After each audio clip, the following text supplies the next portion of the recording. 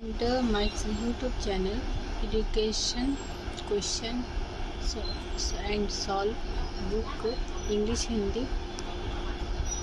तो चलिए आज स्टार्ट करते हैं विकास हिंदी पाठमाला क्लास 4 का 12 लेसन यानी 12 लेसन, जो पाठ का नाम है नींद की करामती। तो चलिए आज ये स्टार्ट करते हैं पढ़ना।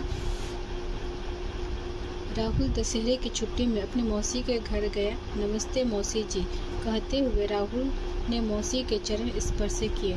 जीते रहो मौसी ने राहुल को प्यार करते हुए आशीर्वाद दिया। मौसी जी किस चीज़ की सुगंध आ रही है? मौसी जी किस चीज़ की सुगंध आ रही है? बेटा मैं तुम्हारे लिए गाजर का हलवा बना रही हूँ। अरे वाह, गाजर का हलवा, मैं तो खूब सारा खाऊंगा, राहुल चहकते हुए बोला। राहुल ने हाथ मुंह धोए और बड़े मज़े से गाजर का हलवा खाया। धीरे धीरे रात हो गई, परंतु राहुल की आंखों में नींद न थी। वह बोला, मौसी जी कोई कहानी सुनाइए ना। कौन सी कहानी? कछुए और खरगोश की या राजा रानी की? ऐसी कहानी सुनाइए जो कभी किसी ने ना सुनाई हो। ऐसी कहानी। मौसी ने सोचते हुए खिड़की की ओर देखा। पूर्णमासी का गोलाकार चांद आकाश में अपनी दूधिया रोशनी फैला रहा था। ठीक है तो सुनो, मौसी ने कहानी शुरू की। एक थी आकाश नगरी। वहाँ एक आदमी रहता था। उसका नाम था दिन।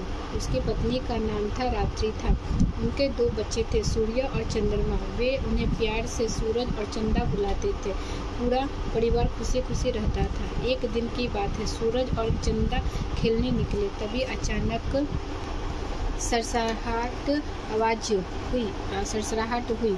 सूरज चौंक गया, बोला, चंदा तुमने कोई आवाज़ सुनी? हाँ, किसी के रेंगने की आवाज़ लगती है, चंदा ने जवाब दिया। दोनों के चेहरे सफ़ेद पड़ गए। उनके समीप ही एक बड़ा सा अजगर मुँह खोले था। इससे पहले कि वे संभल पाते, अजगर ने दोनों को निगल लिया। घर में दिन और रात्रि बहुत चिंतित थे। उनके बच्चे घर नहीं पहुँचे थे। वे दोनों बच्चों की तलाश में निकले। वे बच्चों को ढूंढते ढूंढते थक गए। थक कर एक पेड़ के नीचे बैठ गए। पेड़ पर एक मोर बैठा था। उसने बताया कि एक अजगर दोनों बच्चों को निगल गया है। रात्रि और दिन ने अपने बच्चों को वापस लाने की ठान ली। रात्रि अपनी सहेली निद्रा के पास गई। उसने निद्रा को सारी बात बताई। निद्रा ने कहा, तुम चिंता मत करो, मैं अजगर के छक्के छुड़ा दूंगी। मैं अजगर की आंखों में घुस जाऊंगी। जब वह जमाई लेने के लिए मुंह खोले तब तुम अपने बच्चों को निकाल लेना। निद्रा धीरे धीरे अजगर पर अपना प्रभाव जमाने लगा। अजगर ने जोर से जमाई ली। वह रात्रि और दिन ने दोनों बच्चों को निकाल लिए।